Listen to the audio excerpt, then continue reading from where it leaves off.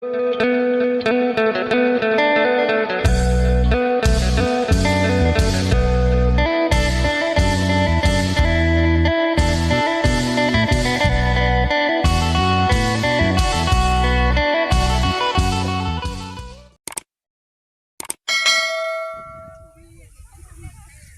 ายดีและสวัสดีพ่อแม่พี่น้อง FC กันเมื่อสุคนบ่ว่าทางฝั่งลาวทางฝั่งไทยหรือต่างประเทศบรรยากาศยามมื้อค่ำเนาะบ่าวจะมั่มกะสิดเบ็ดเอาปลามาลาบสู่ปะเฒ่าคูนแล้วก็เขาน้องทงกินน้ำกันนี่แหละได้บ่หลายได้ประมาณเกือบครึ่งโลโดยพี่มาใต้ยังพี่สบายดีน้องสาน้องทงมื้อนี้ก็อยู่นั่งเล่นนำกันกินข้าวลาบปลาสาวละใหญ่กำลังลาบปลาสาวลาสบายดีโอ้บ่เห็นน่ะโดย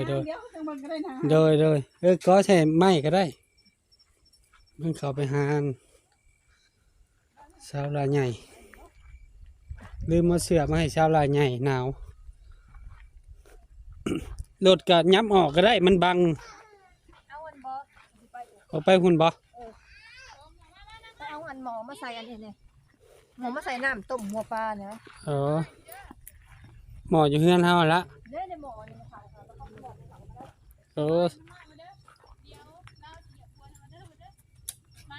บ่เห็นเน้นมืด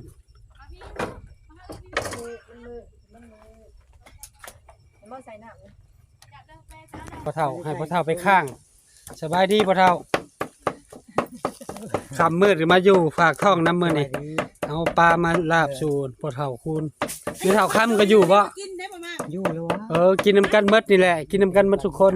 เจ้าผักท้องสิเจ้าหาปลามากินโดยเจ้าไปมาละบ่เป็นหยังกินน้ำกันหลายคนยังแซ่บมีหน่อยกินหน่อยมีหลายกินหลาย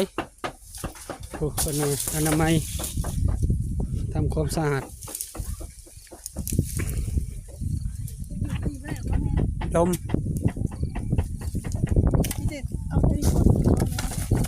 ขวดต้อมมันก็ได้สลายเนี่ยบรรยากาศตู่อบอุ่นมีแต่ลูกแต่หลานอยู่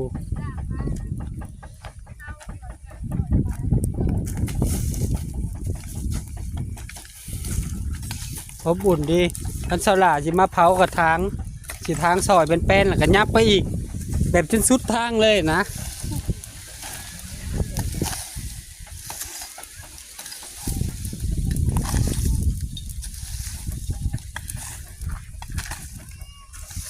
มั่งของเลิศพวกเรามั่งของเลย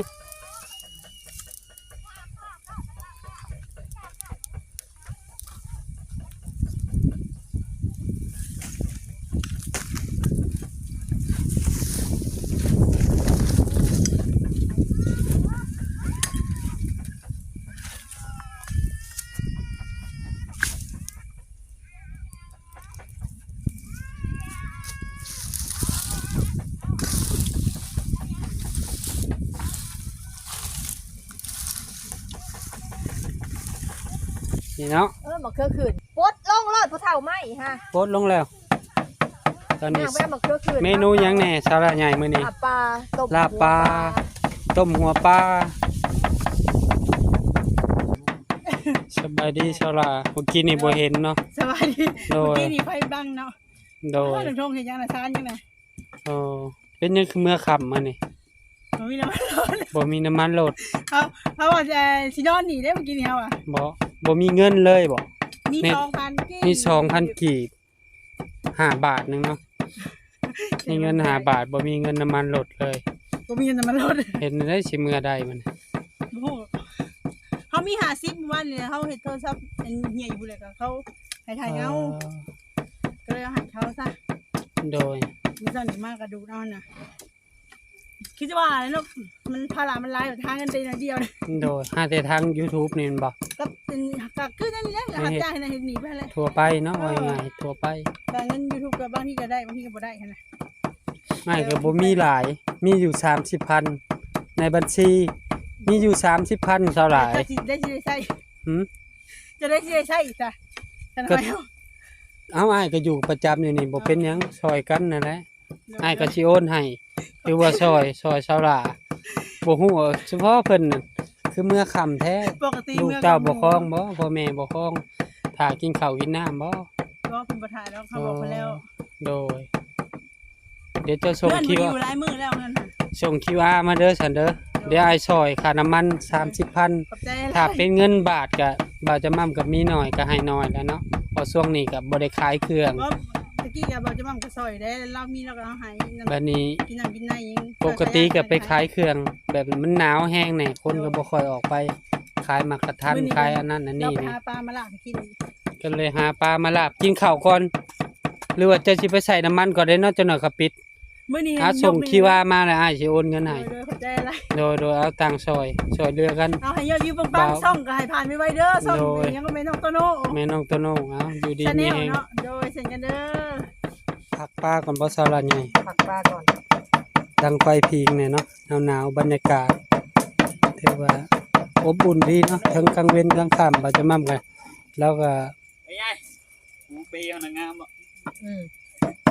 เอ่อ ได้ข้างหนึ่งบ่ เลือกทางเดียว คือบ่ไม่เฮ็ดบอดแจ้งๆพี่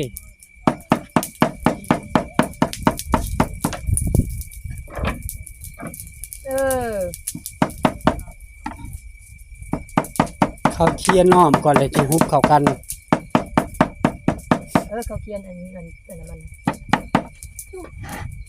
อุ่นดีอบอุ่นเนาะทั้งกลางคืนกลางเว้นเนาะไม่เท่าลูกหลานเต็มอันนี้ กลางคืน เรียบร้อยแล้วไม่เท่า ลาบปูลาบปลากินนำกันอบอุ่นมีหยัง คนใดเฮ็ด จะกินโอ้ไม่เท่าค่ำเพิ่นนอนเดี๋ยวนี้บ่ บ่ เมื่อบ่ เรื่องเลยเด้ เมื่อก็ไผ เมื่อกะเพรานี่แล้ว ไปแก้ผืนในเราก็เมื่อเลย เออ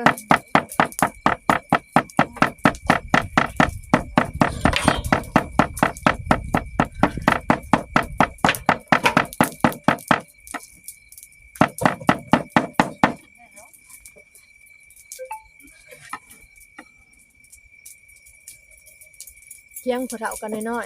ๆ ก็เลยมาเตือน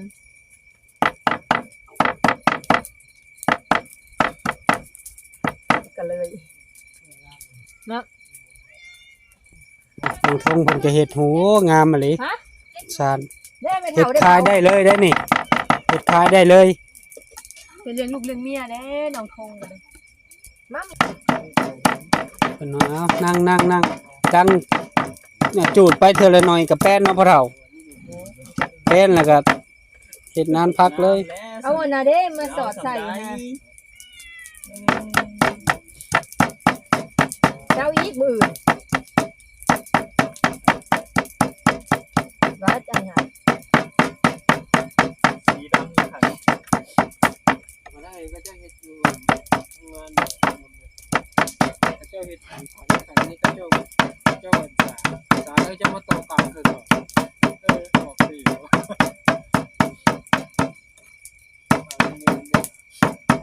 สวนคนบ้านเอาคนเดือน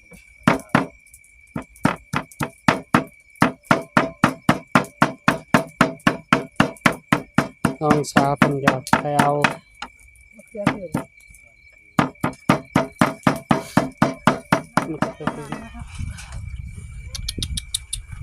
นี่ตำก่อนเนาะ เอามุกดีอันนี้ จะมาขี่มันน่ะ มกขี่ปลา แซ่บจ้ะกระทำมุกได้กินนั่นแหละ มกขี่ปลาบ่พ่อเฒ่าเออ แซ่บเนาะมุกขี่บ่นี่ แม่นแล้ว เจ้ามาจะใส่เอากะที่เจ้าเอาออกมาดิ ที่ปลา เออจับเฮาชิมเนาะ บ่ได้เฮ็ดเผ็ดปานใดติเฮ้ย บอก เพื่อบ่เฒ่าแล้วกินเผ็ดบ่ได้ อากาศหนาวเนาะ เย็น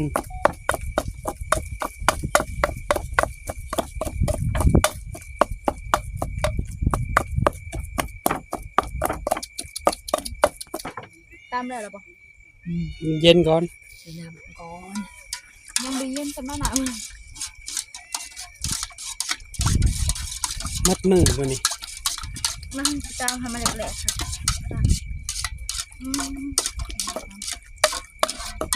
หอมกว่า ข้าวคั่วใหม่เห็ดนั้นเห็ดกินต้องคั่วข้าวคั่วใหม่มันถึงหอมจังน้อยก่อนมันยังฮ้อนบ่ขึ้นมันสุก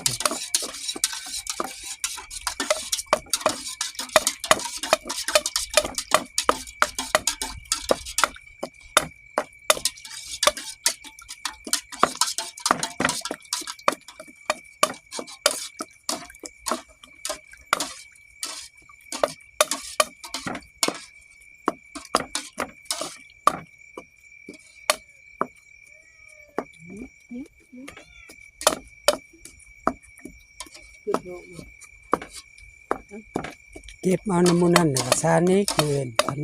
นั่น มันตัดมานำได้หมดลืมดิก็คือมันตัดมาน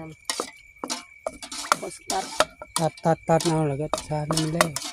ก็เฮา บ่ได้อยากนั่งอยากนอน ทางเดียวของเฮากับ แล้วน่ะงามแน่ สีดำเบือดเลยมันเย็นเลยใส่พอดีปลาสุกเลยดิ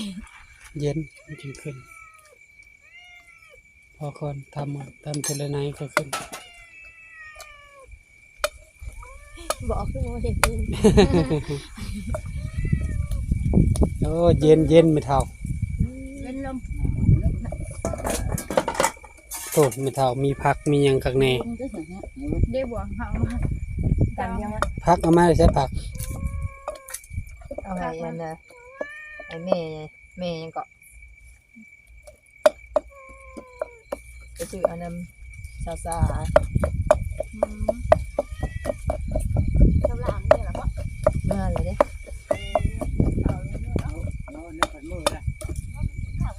พอมีน้ำมันรถเติมน้ำมันรถให้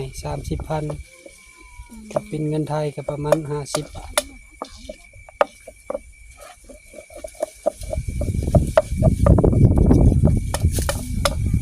เอาไปยังนะเป้ขาดนะไอ้มามจะดูตกเป้เลยทางน่ะ เอ้ขาดบ่ นี่จะบอกกันนะยังดูลุดเลย มันลดติบ่แน่น อ่ะตก บ่ได้ขาด ผลิตดังจุกหนังเป้ งามบ่พะเราลานจะเฮ็ดคักเนาะ หักเด้เลยเด้อหักกันเด้ยังเลยแต่แจ้นั่นยังบ่ได้หักหิวมันเลยหักได้ทงเอ้ย เฮ็ดชุกให้คนได้เด้อเฮ้ย เป็นกินแปะโมงส่วนเฮาก็คือการซุปเลยคือกินจ้ะ กินชุก กินดิบ ใครมักดิบก็กินให้จวนกินชุก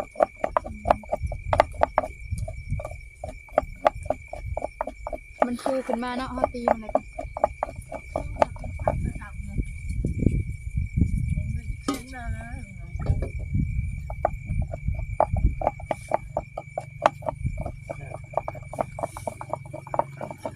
เคี่ยวเด้อ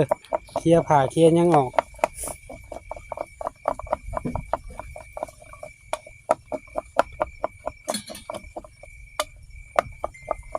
ยังขึ้นได้อีกได้หน่อยหนึ่งเนาะยังขึ้นอยู่บ่เฮ้ยด้วยชุดสำนัก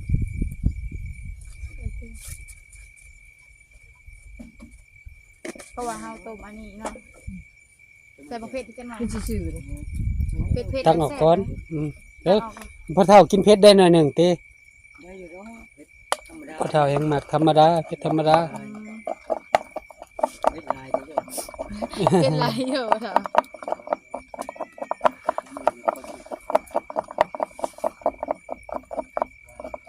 พอเท่ากอดเด็กหนาว จ่าถึงเลขก็บ่ถึงเล อ่ะ ขคือ ก็ได้นอนแล้วแหล้วนี่ผมเห็นมันนึงทงนอนเปบ่าวสาดได้นอนกันหมู่ได้ เพราะเฮายัง ตอก บ่ ใส่ แล้ว ตอกใส่ตอกลักใส่ผูกอ้อมแม่มน้ำมันนี่แหละ มืออื่นคนหนังเหลือเกินเพราะว่า นั่งนะ ใครคือหนังไปบ่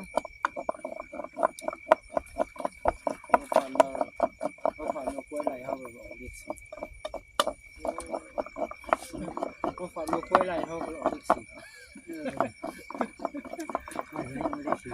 สิได้คุยบ่ถึงจ่อย ตอนนี้กำลังลงมือแมวเอาน้ำต้มใส่นะให้มันให้มันแล้วกินข้าวบาสบัดเพิ่นกันแล้วแรงอยู่พี่กินข้าวแล้วก็ไปหับสาวสาบ่ เดี๋ยวซื้อ1ข้าว1น้ำ เออเอาเพิ่นเลิกจักโมงซะนี่9 โมง ยังเลยเนี่ย กินข้าวไปกินใส่ตัวสุกนี่เข้าไปนั่งข้างอันนั้นโลดต่อมา จกไปแล้ว กินข้าวกันกินข้าวแรงโอ้อบอุ่นดีบรรยากาศยามแรงพ่อแม่พี่น้องเลยอากาศกัดเย็นแล้วกินข้าวน้ำบ่าวจะมั่มกินข้าวน้ำทุกคนอยู่นี่ นั่งหน่อยได้ซะเนาะเลยบ่รับบ่ บวงครบปันอยู่บ่บวงน่ะ บวงเบิดเลยเอามันบ่เอามาเบิดเลยเด้เอามาเบิดดอกเอามาเบิดมาหั่น ขอมาตะบ้านก็ลาไอ้ใส่บวงจักไปไอ้เบิด พักบุกคุณได้พัก เอาอยู่เอาหรอก เด้บ่โดย2อัน เดี๋ยวเอาไปแม่นนี่ ลาไอ้เป็น เอามาเพิ่งนี่บ่ เติมเอาเอาไปโลดนะ บวงคอยชื่ออันเฮ็ดดองเชียวเพิ่นนี่เด้คอยเฮ็ดเชียวให้ลูกเพิ่น สดด้วยมัน เดี๋ยวขี่กินน้ำกันขี่จะทานเด้อมาผักมาเจ้า เพิ่งบ่อยค่ะ เฮ็ดเชียวให้ลูกใส่ลา เท่าตำปูนนะกินน้ำกันลาบปูลาบปลา กินเผ็ด คือกันมา แซ่บกินหลายคนกินเห็นดี ที่อร่อยบวง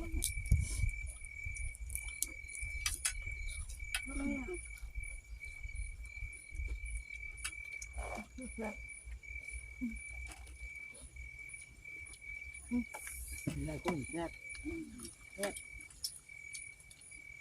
โยทั้งเช็ดบ่ได้กิน เพิ่งบ่บ่าวสมบัติเพิ่งรู้บ่ เติม เช็ด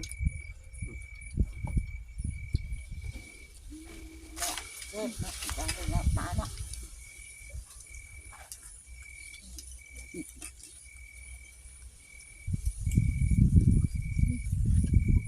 ตัวลาบชุกนี่บ่เผ็ดเนาะ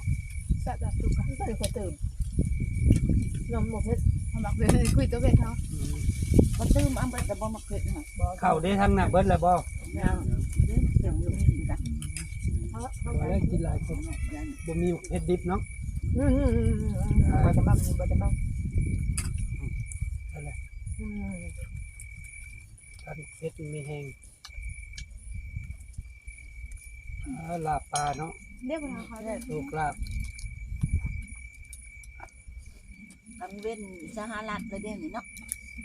แม่เดี๋ยวมีเจ้าแล้ว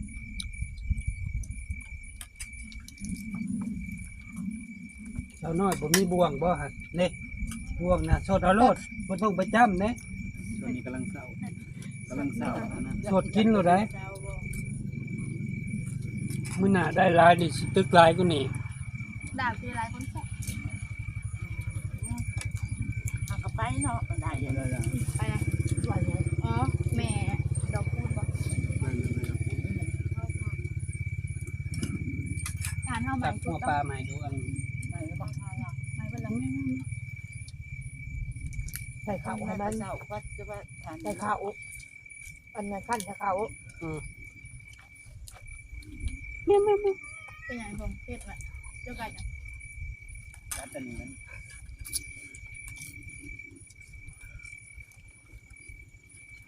ให้มาลายไปกินเพิ่นก็ได้ แม่อยู่งานนะผู้แม่อยู่งานตกใจอยู่งานตัวผู้แม่อยู่งาน น้องหน่อยรับ นี่โดนเว้นบ่ นอนเป็นนาเรียก บ่เห็นตอน บ่ได้ล้มบ่ล้มเข้ามาทางนั้นเลยเนาะ ลมก็บ่ได้ลมนะ โอ้ยมันมีนมนี่แหละ น้ำเข้าตาย ขึ้นพันหาใช่แน่ในหัวปนอนคนลาวคนที่พันหาและศาสนาพุทธ พอจะไหว้ มา พระ ผัก เขา มา มือ เสา ไป เก็บเงินเก็บทานพ่อเมาเจ้าสิ่งเจ้านี้เจ้ารอด ถามเบิ่งคน เอา เฒ่าเป็น ผักมาใส่ ฝากหัวเป็นทางเดินจะของ มีหยังก็ต้องให้เพิ่นกินน้ำ ให้ละ มีใบตองนี่จ้ำใบใส่ใบตองใบหยังเลยเอาใส่ในดินดอน ตัว ๆ เห่า กิ แล้ว น มันทำเป็นเรา ไอ้ลูกชายนี่แหละขึ้นอันเบาฮะมันเอาเป็นเอา เห็นบอกไปอยู่ป่าอยู่ดงไปหาพึ่งหาหยังพึ่งผักพึ่งน้ำใส่ใบตองเด้ออย่าผักอย่าพ่วง เป็นเพื่อนให้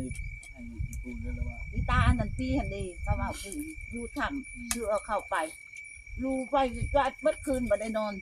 มันเล่าอยู่หลังทำเล่าก็ไหว้พระเดนโมตัสสะนั่นเด้บ่ได้มีไปไกลแล้วล่ะ ที่สิได้หน่อยเนาะแล้วมันน่าสินี่2-3 โมงมานั่งคิดในน้องเฮา